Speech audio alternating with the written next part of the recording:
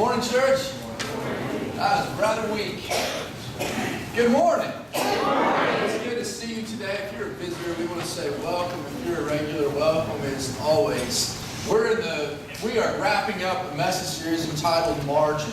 And we've been looking at over the last 3 weeks what it looks like to put space in our life, allow God to put space in our life so God can speak to us, can use us, and we can be healthy spiritually and physically. And we've seen that there is a stiff correlation to the fact that when we have some spiritual that's not a real word, but we're going to call it a real word, all right? Spiritual in our life, and it reflects sometimes on our physical health. And there's sometimes in our physical health, when we have physical in our life, it can affect our spiritual walk also. Take a look at this picture. Maybe you've seen something like this before. That's funny. That's actually a real picture. A dude went to Home Depot, all right, and said, I want to buy some OSB. And they brought it out, the skid loader and they said, where are we putting it? And he says, right there. And they actually, to their credit, made him sign a disclaimer that said, you know how much weight we're putting on your car, right? It was 2,000 pounds of plywood they're putting on the top of his car. And maybe some of us have felt that way before, even spiritually, or in our life, just overloaded, right? Is that you just feel like it's squashed, the struts, the suspension's blowing out behind you, and it's not going well. But when we think in this terms, when we look at this, what's funny about this picture is that what's unseen actually makes it even more, a little bit laughable, all right? In the back seat of this car actually is 10 80-pound bags of sackcrete, all right? Also, all right? But also, if you look at the picture, there's a woman sitting in the passenger seat of the car.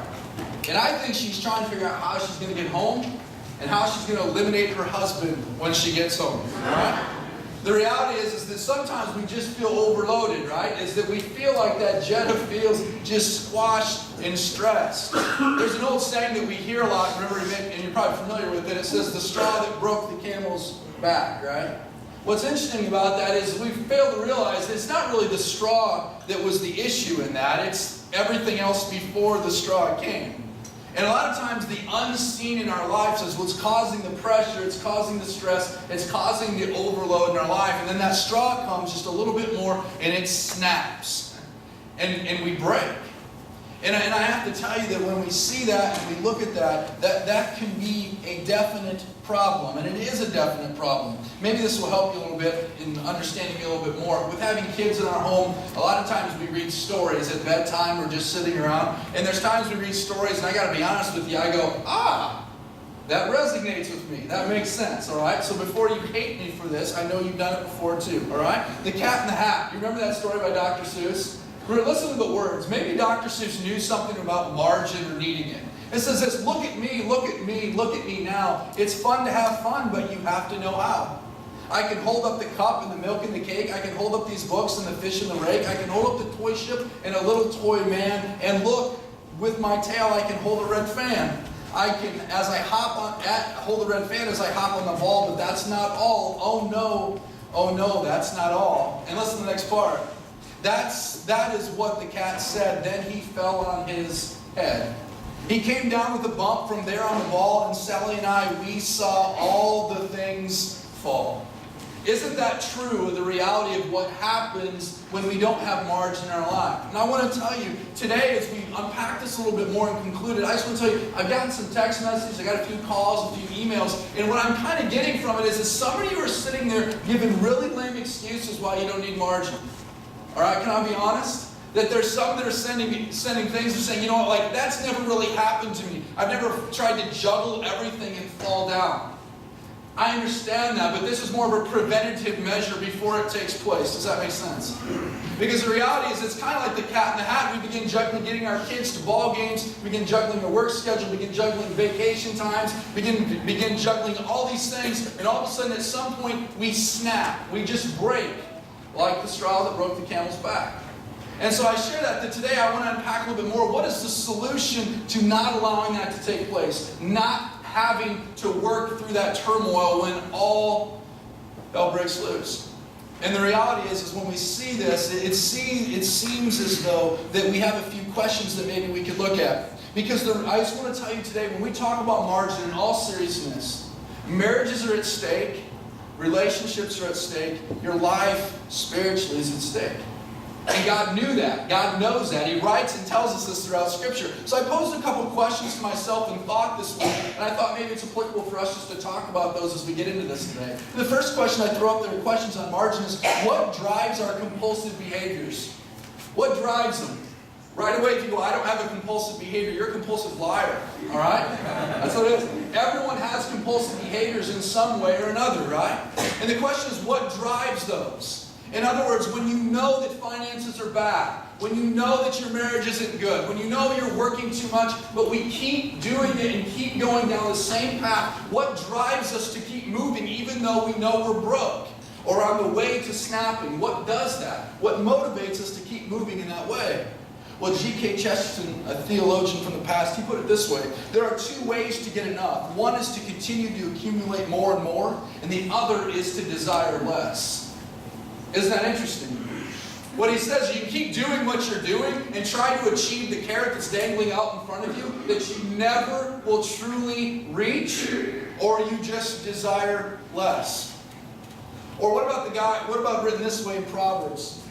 Proverbs 23:4 says this, do not wear yourselves out to get rich, have the wisdom to show restraint.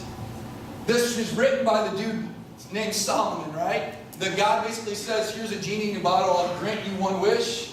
And Solomon says, I want wisdom. And I don't know, as I was thinking this week, I don't know what that looked like when the wisdom came. You know what I mean? Was it like a wham now thing? And Solomon goes, you know what, I think these people are stupider, right? Or was it that it was a process?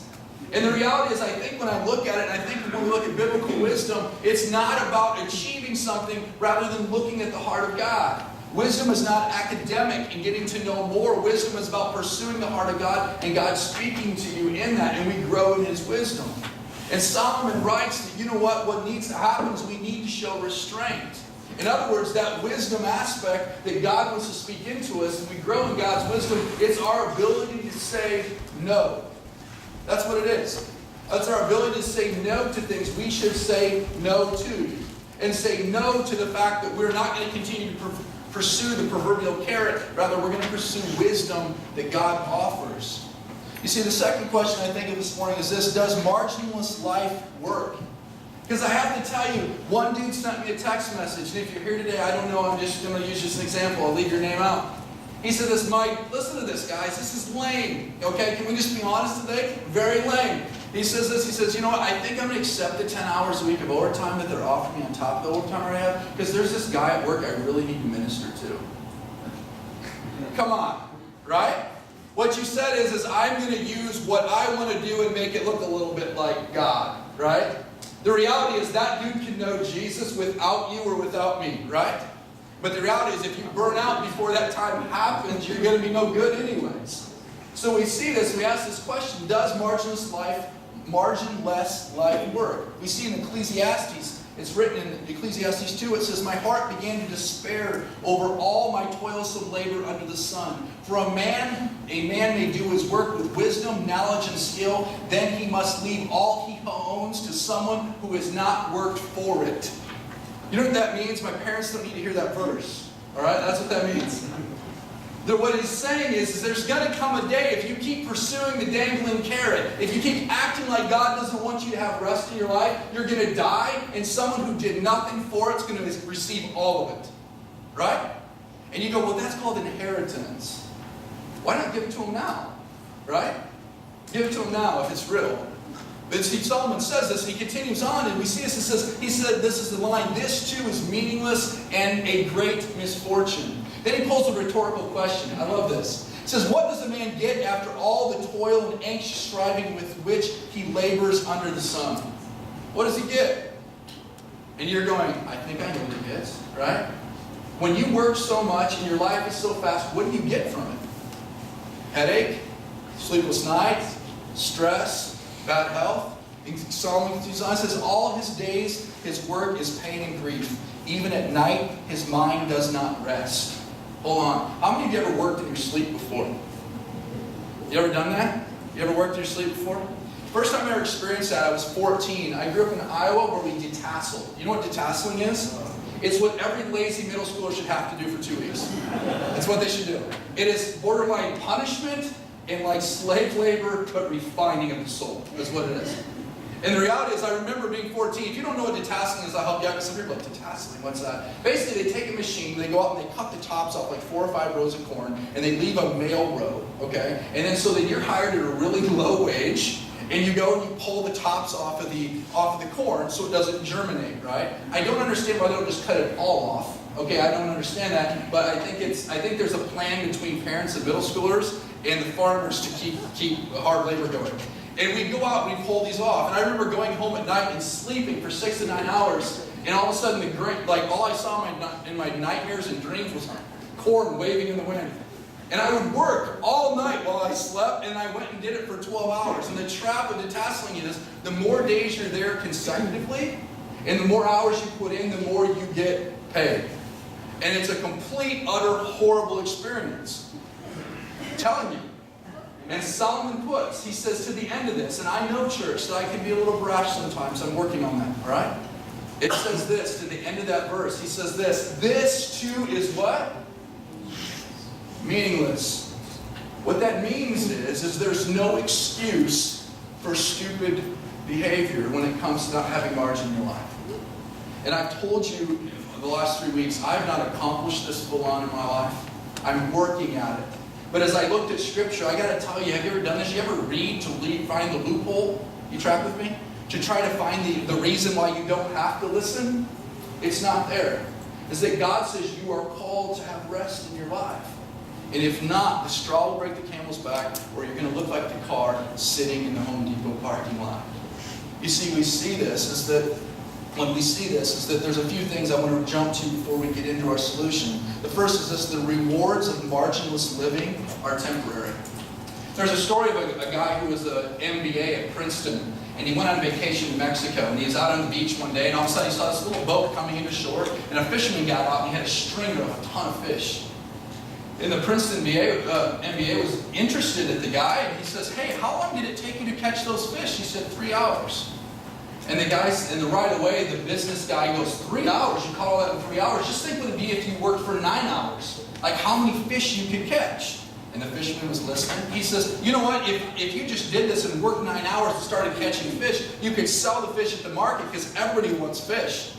He says, and then if you did it real well and made enough money, we could get you a bigger boat, and you could hire some guys to work with you, and you could catch more fish, and you could sell it, and you make more money. He says, I think you could grow a business. I can help you grow a fishing business to the point where we can even trade it with public stock. And the fisherman very simply asked him, so what happens after that? He says, well, I think you probably have enough money to move to the coast and spend time with your family and fish. And the fisherman says, so I would be doing what I'm doing now after all the hard work. And the guy just kind of looked at him. You see, well, that is a true statement, isn't it? Haven't you ever done that? You begin trying to do what you like to do and try to make it more, and you end up hating what you like to do, end up back to where you started. You see, we see this is that that is the way it is in life sometimes. I've heard people who own businesses say this: it is easy to stay busy, but making a profit is very difficult. What they mean by that is it's easy to do work and make it look like things are happening, but it's difficult to make money in the end. I think there's a biblical teaching to that. It's easy to stay real busy and not listening to what God is saying, but it's difficult to actually stay focused and see return in the end sometimes.